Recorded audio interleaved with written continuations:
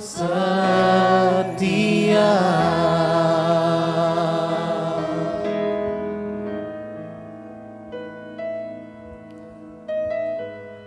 Kami sungguh bersyukur kepadamu Tuhan,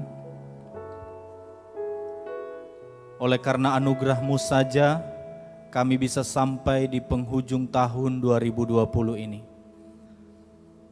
Kalau kami mengingat kembali mulai dari tanggal 1 Januari 2020, begitu banyak penyertaan Tuhan dalam hidup kami, bahwa Tuhan setia, Tuhan tidak pernah meninggalkan kami. Dalam berbagai suka maupun duka, Tuhan bekerja di dalamnya dan mendatangkan kebaikan bagi kami, orang-orang percaya kepadamu Tuhan. Terima kasih Tuhan, terima kasih atas kebaikan-Mu Tuhan. Oleh karena Engkau saja kami ada sampai detik ini. Dan di malam ini Tuhan, kami bersama-sama merenungkan firman Tuhan sebagai landasan hidup kami, agar di dalam kami menutup tahun 2020 ini Tuhan, kami menutupnya dengan sukacita, dengan ungkapan syukur di hadapan Tuhan, sehingga kami berani maju di tahun 2021, berani maju bersama dengan Tuhan, berani berkomitmen bersama dengan Tuhan. Kami tidak tahu apa yang akan terjadi di tahun 2021, namun kami tetap bergantung kepadamu Tuhan. Kami mengatakan bahwa apapun yang terjadi, kami tetap percaya bahwa Engkau Allah yang setia, Engkau Allah yang senantiasa melindungi kami. Jemaat Gereja POU Kemang Pratama. Terima kasih Bapa di surga, kami siap mendengarkan firman Tuhan pada malam hari ini, dalam nama Tuhan Yesus Kristus. Haleluya. Amin.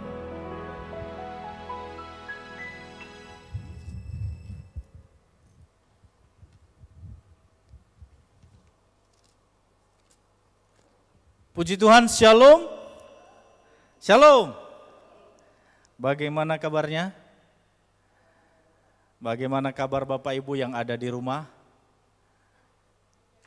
Ya, kami berharap Bapak Ibu dalam keadaan sehat selalu. Puji Tuhan Bapak Ibu, kita sampai di penghujung tahun 2020. Tinggal beberapa jam lagi kita akan menutup tahun 2020 dan kita akan masuk di tahun 2021. Tadi kalau Bapak Ibu lihat di kaleidoskop itu dimulai dengan tanggal 1 Januari 2020, dimulai dengan banjir. Ya, khususnya di perumahan Kemang Pratama, beberapa juga perumahan yang di luar Kemang Pratama yang terkena banjir waktu itu, dan hal itu sangat mengesankan tentunya bagi kita semua. Bapak Ibu yang dikasihi Tuhan, saya mengucapkan banyak terima kasih atas doa-doa Bapak Ibu kepada kami, keluarga kami, kepada saya, dan terkhusus buat istri saya kemarin yang melahirkan. Dan puji Tuhan, anak kami telah lahir dan semua berjalan dengan baik. Awalnya kami sebenarnya ingin persalinan itu secara normal, namun secara medis setelah diperiksa oleh dokter, maka tidak memungkinkan. Kemarin kami hanya datang sebenarnya cuman cek saja, kami datang cuman USG karena HPL-nya tanggal 2 Januari, maka setelah USG dokter mengatakan bahwa ini tidak bisa ditunggu lagi. Malam ini juga harus dioperasi karena berbagai kendala Bapak Ibu. Sehingga lahirlah putra kami dan saya berikan nama yaitu El Kairos Fergus Gule. El adalah Tuhan dalam bahasa Ibrani, Kairos dalam bahasa Yunani adalah waktu yang tepat, dan Fergus artinya adalah laki-laki yang kuat. Jadi El Kairos Fergus Gule adalah seorang lelaki yang kuat, seorang lelaki kuat yang lahir pada waktu Tuhan. Terima kasih buat doa Bapak Ibu, terima kasih buat perhatiannya yang telah mendoakan kami sehingga semua proses berjalan dengan baik dan sampai sekarang saya belum bertemu dengan istri saya. Karena kami dadakan untuk operasi ini, kami belum merencanakan sama sekali di tanggal 30. Sehingga kemarin kami datang pun, kami tidak membawa apa-apa ke rumah sakit, kami tidak membawa baju, tidak membawa perlengkapan apapun. Dan luar biasa penyertaan Tuhan kami melihat di dalam proses operasi ini. Terima kasih doa-doa Bapak Ibu semua, kiranya Tuhan memberkati Bapak Ibu semua, seluruh jemaat Gereja PO Kemang Pratama. Bapak Ibu yang dikasihi Tuhan, hari ini kita akan merenungkan bersama-sama firman Tuhan, sesuai dengan tema yang diberikan oleh PGI kepada kita, yaitu kemenangan ada dalam terang Tuhan Yesus. Kemenangan ada dalam terang Tuhan Yesus. Mari kita membuka Alkitab kita atau Bapak Ibu bisa membaca di layar. Yohanes 8 ayat 12 sampai 19, firman Tuhan berbunyi demikian. Maka Yesus berkata pula kepada orang banyak katanya, Akulah terang dunia, barang siapa mengikut aku, ia tidak akan berjalan dalam kegelapan, melainkan ia akan mempunyai terang hidup. Kata orang-orang Farisi kepadanya, engkau bersaksi tentang dirimu, kesaksianmu tidak benar. Jawab Yesus kepada mereka, katanya, biarpun aku bersaksi tentang diriku sendiri, namun kesaksianku itu benar. Sebab aku tahu dari mana aku datang dan kemana aku pergi. Tetapi kamu tidak tahu dari mana aku datang dan kemana aku pergi. Kamu menghakimi menurut ukuran manusia. Aku tidak menghakimi seorang pun. Dan jikalau aku menghakimi, maka penghakimanku itu benar. Sebab aku tidak seorang diri, tetapi aku bersama dengan Dia yang mengutus aku. Dan dalam kitab Tauratmu ada tertulis bahwa kesaksian dua orang adalah sah. Akulah yang bersaksi tentang diriku sendiri, dan juga Bapa yang mengutus aku bersaksi tentang aku. Maka kata mereka kepadanya, di manakah Bapamu? Jawab Yesus, baik aku maupun Bapakku tidak kamu kenal. Jikalau sekiranya kamu mengenal aku, kamu mengenal juga Bapakku. Bapak Ibu yang kasih Tuhan, seperti yang saya katakan tadi bahwa saya sampai sekarang belum bertemu dengan istri saya. Saya juga belum bertemu dengan anak saya yang baru lahir. Istri saya juga belum bertemu dengan anak saya begitu. Bapak Ibu yang dikasih Tuhan, ini merupakan suatu ini sangat berkesan sekali dan ada sedihnya juga Bapak Ibu, di mana seorang ibu yang melahirkan biasanya anaknya ditaruh di dadanya dan dia peluk anaknya. Ini nggak bisa di masa pandemi begini.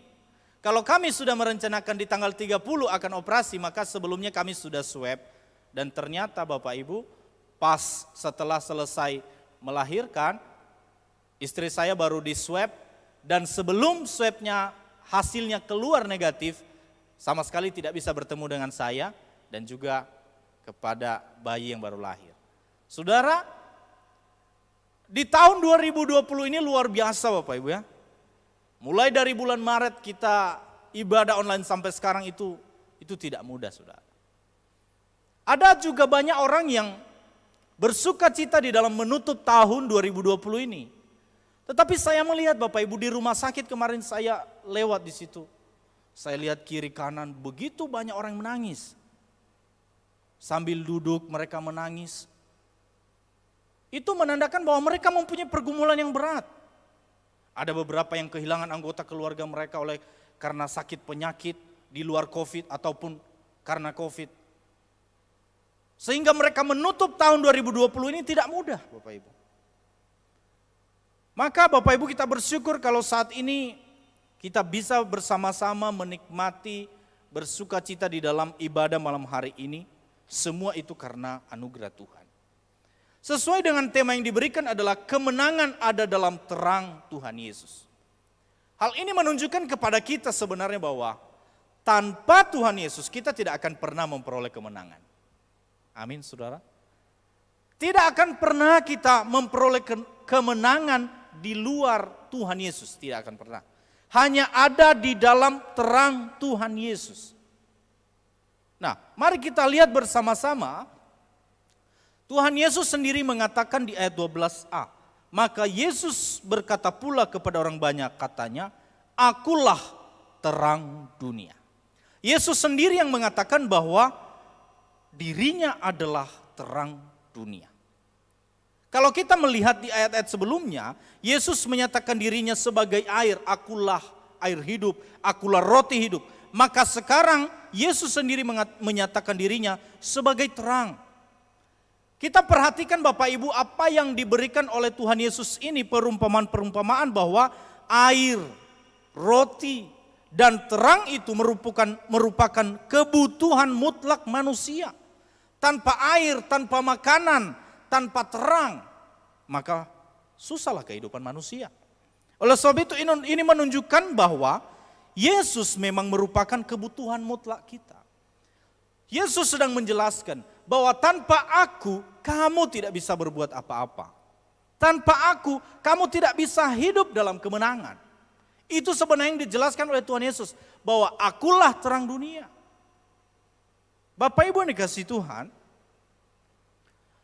secara implisit menunjukkan bahwa dunia ini gelap. Sehingga Tuhan Yesus harus hadir dalam terangnya. Kita sudah merayakan Natal beberapa minggu yang lalu. Natal merupakan menunjukkan bagi kita karena keberdosaan manusia di bumi. Sehingga Allah mengutus anaknya yang tunggal. Supaya manusia ini diselamatkan. Itulah menunjukkan bahwa Tuhan Yesus itu adalah satu-satunya terang. Yang luar biasa dalam kehidupan orang Kristen. Sehingga di dalam dunia yang gelap ini menunjukkan bahwa di dalam kegelapan itu adalah ada bahaya di situ. Di dalam gelap itu ada ketidaknyamanan. Dan di dalam gelap ada ketakutan. Saudara yang dikasihi Tuhan, dan firman Tuhan yang lain juga berkata bahwa terang tidak bisa bersatu dengan gelap. Tidak bisa, saudara. Maka Bapak Ibu yang dikasihi Tuhan, kalau kita mau terhindar dari bahaya, ketidaknyamanan, ketakutan hidup, kita harus menerima Tuhan Yesus sebagai juru selamat dalam kehidupan kita, sebagai terang yang ajaib itu. Saudara yang dikasihi Tuhan, di dalam banyak ayat-ayat Alkitab juga, kegelapan merupakan simbol dari macam-macam hal. Ada yang menunjukkan itu adalah dosa, ada juga dosa secara spesifik seperti kebencian kepada orang lain.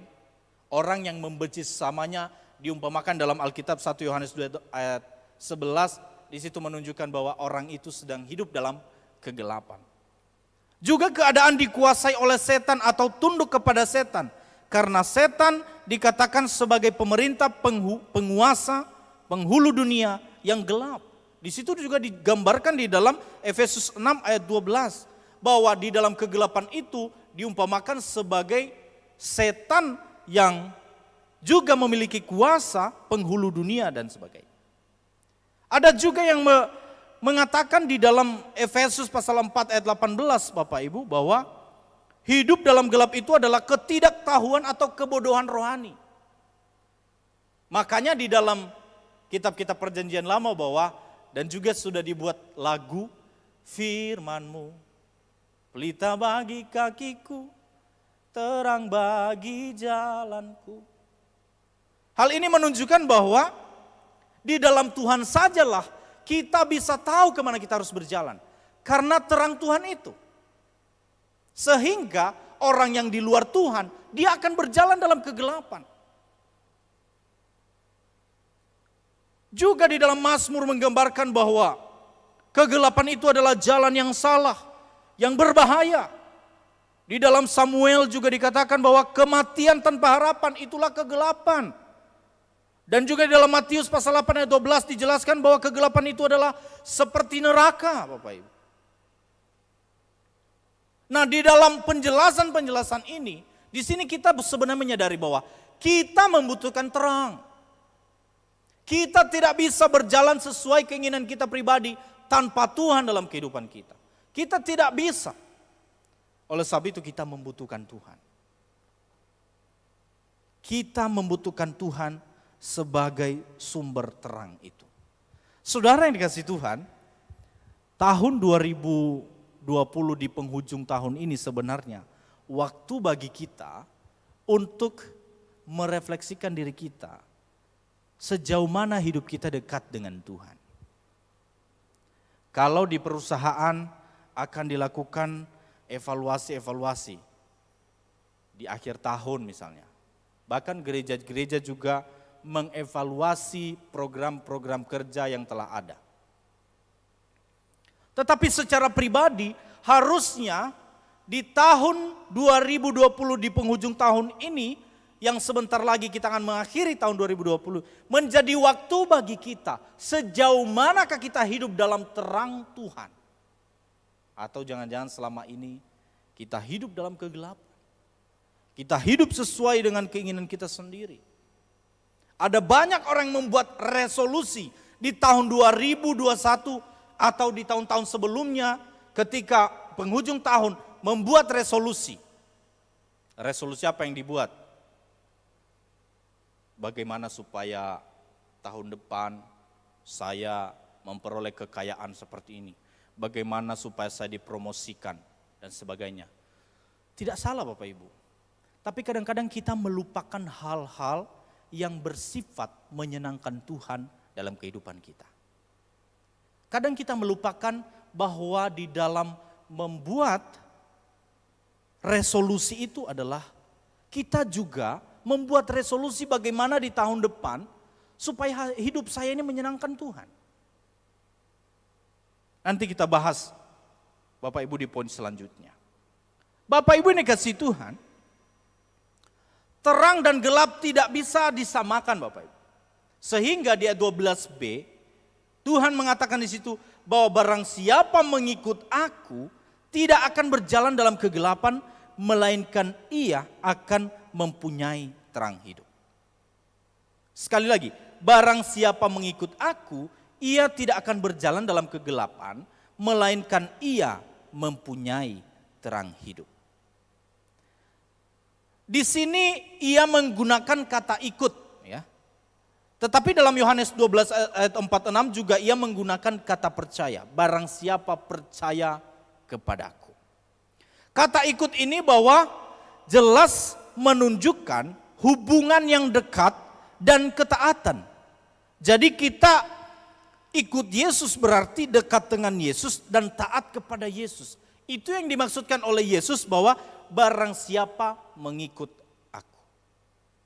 Saudara-saudara yang kasih Tuhan, tidak ada yang berani mengatakan hal ini selain Yesus. Bahwa ketika engkau mengikut aku, engkau tidak akan pernah berjalan dalam kegelapan. Kegelapan apa? Kegelapan yang tadi dijelaskan. Tetapi engkau akan berjalan dalam terang yang hidup. Sehingga Bapak Ibu bahwa yang mengikut Kristus tidak berjalan dalam gelap. Jalan yang mungkin saja kelihatannya gelap dan berbahaya. Tetapi orang yang mengikut Kristus tetap aman dan tidak mungkin tersesat. Ya. Kita tidak tahu apa yang akan terjadi di 2021 Bapak Ibu. Tidak ada satu orang pun yang memprediksi COVID ini akan datang di tahun 2019. Betul ya? Tidak ada satu orang pun yang memprediksi. Tiba-tiba dia datang. Kita tidak tahu di 2021 apa yang akan terjadi. Bisa saja lebih parah dari COVID yang sedang kita alami saat ini. Atau juga bisa saja lebih mudah. Maksudnya Bapak Ibu bahwa bisa saja di tahun 2021 tidak ada virus. Kita tidak tahu apa yang akan terjadi. Kita tidak akan pernah tahu apa yang akan terjadi di masa-masa yang akan datang. Itu adalah sebuah misteri. Tetapi Tuhan mengatakan kepada kita hari ini, ikutlah aku. Saudara, ketika Tuhan Yesus mengatakan kepada murid-muridnya, ketika dia memanggil murid-muridnya, ikut aku, ikut aku. Murid-muridnya meninggalkan segala sesuatu hanya untuk mengikut dia. Suatu kepercayaan yang luar biasa Bapak Ibu. Sehingga Di dalam kehidupan kita di 2021 ini sekalipun banyak rintangan nantinya. Tetapi kalau kita hidup dalam Tuhan, kita akan memperoleh kekuatan yang luar biasa. Tentunya di tahun 2020 ini kita sudah merasakan perlindungan Tuhan yang dahsyat dalam kehidupan kita. Hal ini menunjukkan bagi kita bahwa di tahun 2021 pun Tuhan ada. Tuhan bersama dengan kita. Kalau kita mau kita hidup dalam terang Tuhan, kalau kita mau kita memperoleh kemenangan di dalam Tuhan, kita harus ikut Dia. Kalau kita ikut Tuhan Yesus, kita harus ikut maunya Dia. Ya. Kalau kita ikut Tuhan Yesus, kita harus taat kepadanya. Kenapa? Karena kita ikut Dia.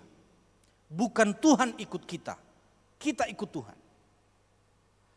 Kalau kita mengikut Tuhan, berarti apapun yang Dia perintahkan, apapun yang Dia mau, kita harus ikut.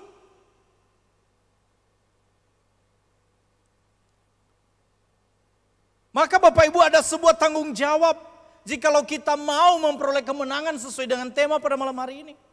Ada sebuah tanggung jawab bahwa tidak hanya sekedar ikut-ikutan, tetapi ikut, benar-benar ikut.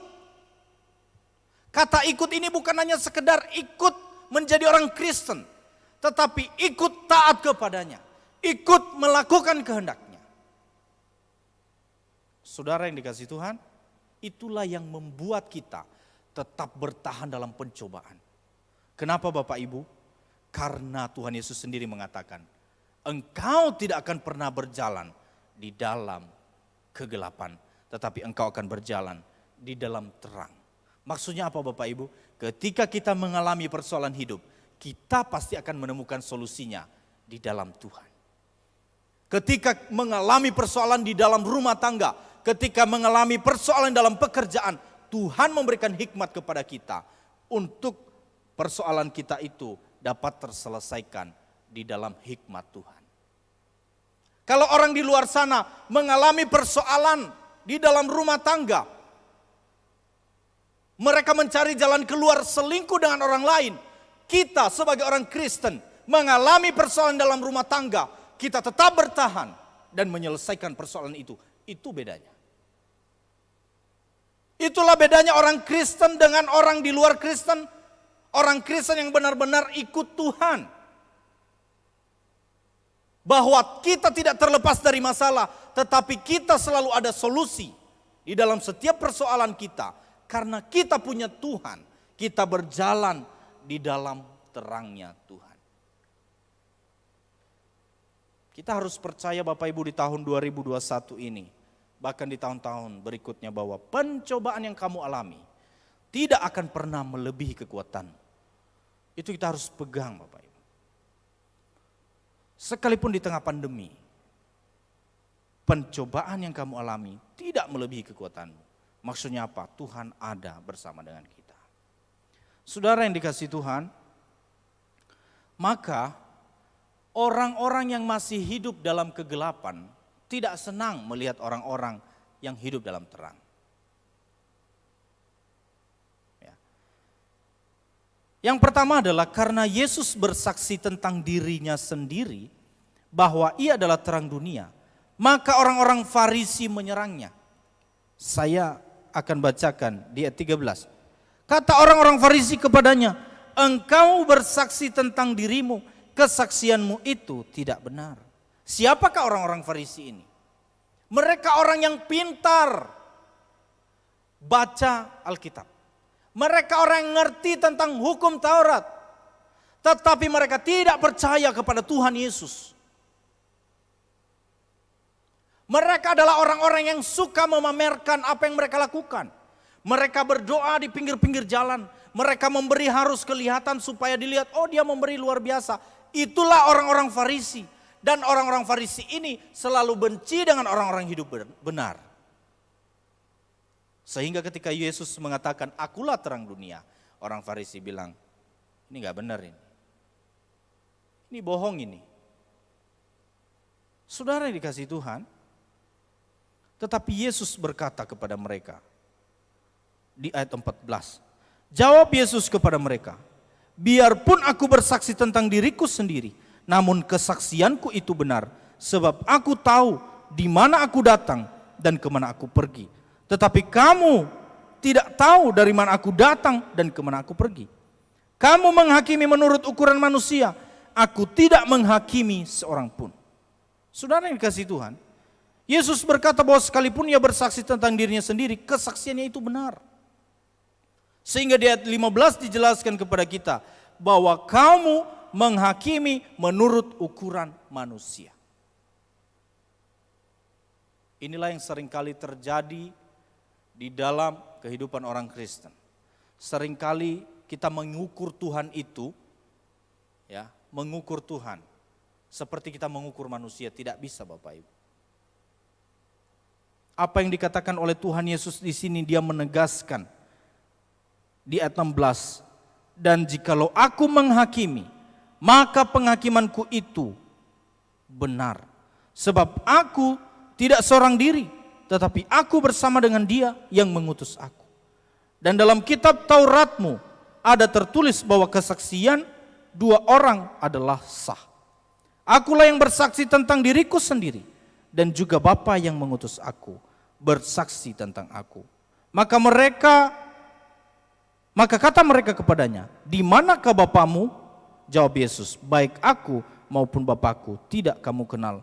Jikalau sekiranya kamu mengenal aku, kamu juga mengenal Bapakku. Saudara-saudara yang dikasihi Tuhan, inilah contoh bagi kita bahwa orang yang hidup dalam gelap selalu menyalahkan Tuhan. Orang-orang yang hidup dalam gelap, di dalam kegelapan, selalu menghakimi. Orang-orang yang hidup dalam kegelapan selalu menganggap Tuhan tidak benar. Maka saudara-saudara yang dikasihi Tuhan, saya tidak ingin kita berada dalam kelompok ini. Kita harus berada dalam kelompok di mana kita hidup dalam Tuhan, kita hidup dalam terang Tuhan. Maka kemenangan akan Tuhan berikan kepada kita. Maka Bapak Ibu, biarlah di penghujung tahun ini ada dua hal yang kita lakukan, yaitu evaluasi dan yang kedua adalah resolusi. Saya secara pribadi mengevaluasi diri saya, mengingat kembali, dan Bapak Ibu bersama dengan keluarga bisa melakukan evaluasi ini dan juga membuat resolusi di keluarga Bapak Ibu masing-masing. Biasanya saya di kampung, malam seperti ini adalah malam berkumpul bersama dengan keluarga, antara suami dan istri mulai mengevaluasi diri, antara orang tua terhadap anak-anak terhadap orang tua, kakek terhadap cucu terhadap kakek neneknya, dan semuanya di situ mengevaluasi diri. Bapak Ibu yang dikasihi Tuhan, saya merasakan begitu luar biasa penyertaan Tuhan secara pribadi. Tentu Bapak Ibu juga merasakan hal yang sama. Di bulan Januari ketika banjir, kami tidak tahu kalau istri saya itu hamil. Kami bekerja keras, malam hari kami kerja di gereja untuk bersihkan gereja. Pagi kadang kita bersihkan rumah dan sebagainya. Ternyata keguguran karena banjir itu. Bapak Ibu yang dikasihi Tuhan, begitu menyakitkan. Tetapi kita merasakan penyertaan Tuhan di dalamnya. Bulan demi bulan kita jalanin dan pada akhirnya di penghujung tahun Tuhan anugerahkan bagi kami seorang putra. Nah saudara yang dikasihi Tuhan, ini menjadi waktu bagi kita di penghujung tahun ini untuk mengingat kembali. Apa sih yang sudah saya lakukan buat Tuhan? Atau apa saja perbuatan saya yang tidak berkenan di hadapan Tuhan. Dan itu menjadi bahan kita untuk kita memperbaiki diri di tahun yang akan datang. Nah, Bapak Ibu yang dikasihi Tuhan, di dalam membuat resolusi, saya ingin kita semua membuat resolusi di luar daripada resolusi pekerjaan kita, keluarga kita dan sebagainya. saya ingin kita membuat resolusi supaya di tahun 2021 saya lebih berkenan di hadapan Tuhan. Seringkali orang membuat resolusi bagaimana perusahaan saya semakin maju, bagaimana supaya nanti di tahun 2021 badan saya turun sekian kilo. Itu juga bisa masuk resolusi, saudara. Bagaimana di tahun depan saya menikah? Ya, bagus. Samuel akan menikah di tahun depan. Amin. Ada banyak resolusi yang dibuat. Tetapi pernahkah kita membuat resolusi Bapak Ibu di mana kita mengatakan, saya mau di tahun berikutnya, di tahun 2021 contohnya, saya lebih berkenan di hadapan Tuhan. Saya mau hidup melalui hidup saya, Tuhan senang, orang-orang di sekitar saya senang. Sehingga resolusi yang kita buat tidak hanya sekedar untuk kepentingan saya, tetapi untuk kepentingan Tuhan. Saudara-saudara yang dikasihi Tuhan, maka saya percaya Bapak Ibu. Kalau kita membuat resolusi-resolusi yang menunjukkan kepentingan Tuhan di dalamnya.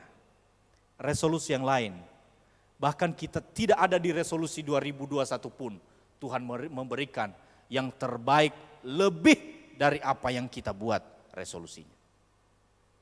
Saudara-saudara yang kasih Tuhan, hal ini kadang-kadang tidak diperhatikan oleh orang-orang yang membuat resolusi di tahun berikutnya. Tetapi bagi saya, ini hal yang sangat prinsip dalam kehidupan kita. Di mana kita sebagai orang Kristen membuat resolusi secara rohani.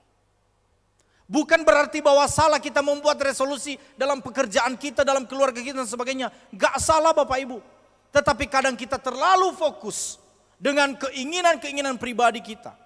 Kadang kita terlalu fokus untuk kepentingan pribadi kita, untuk kepentingan pekerjaan kita. Tetapi kita tidak pernah fokus kepada Tuhan yang empunya pekerjaan kita. Kepada Tuhan yang empunya keluarga kita. Kepada Tuhan yang memberkati keluarga kita, pekerjaan kita, suami kita, istri kita, anak-anak kita. Kadang kita tidak fokus ke situ. Kita terlalu fokus kepada apa yang kita mau. Maka Bapak Ibu yang dikasihi Tuhan, di dalam kita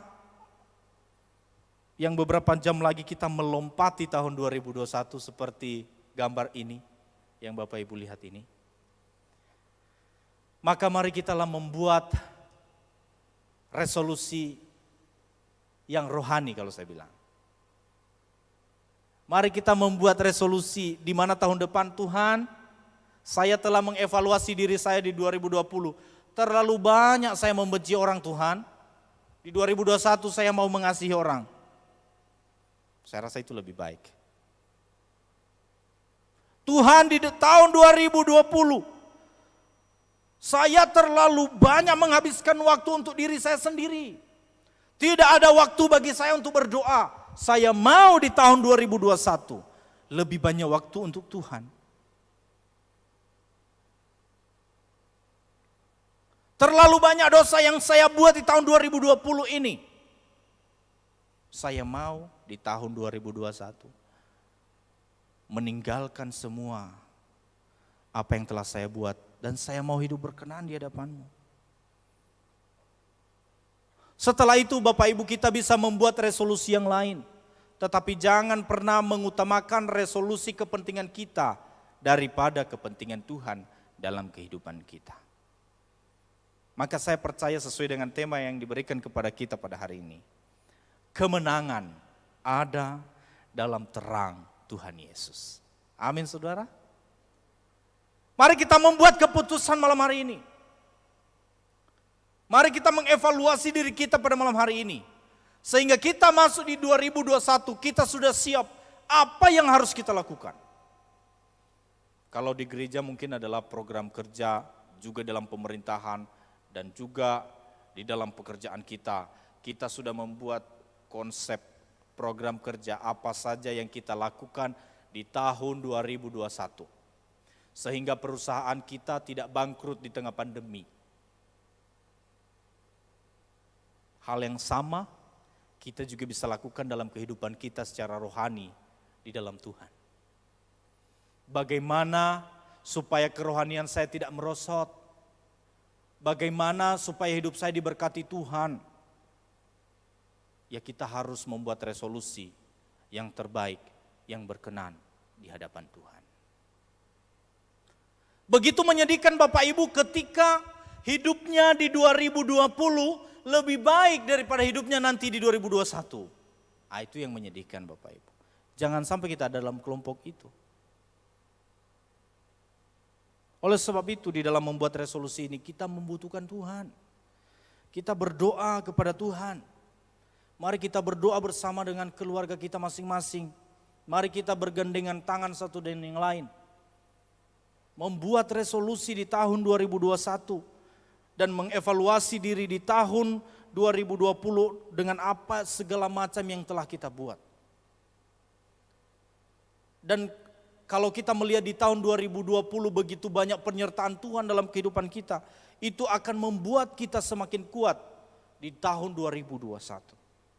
2021 ini mungkin kita akan divaksin bersama-sama. Saya melihat di berbagai sosial media akan dilakukan vaksin dan kita tidak tahu berapa waktunya akan merata vaksin ini di bangsa Indonesia ini.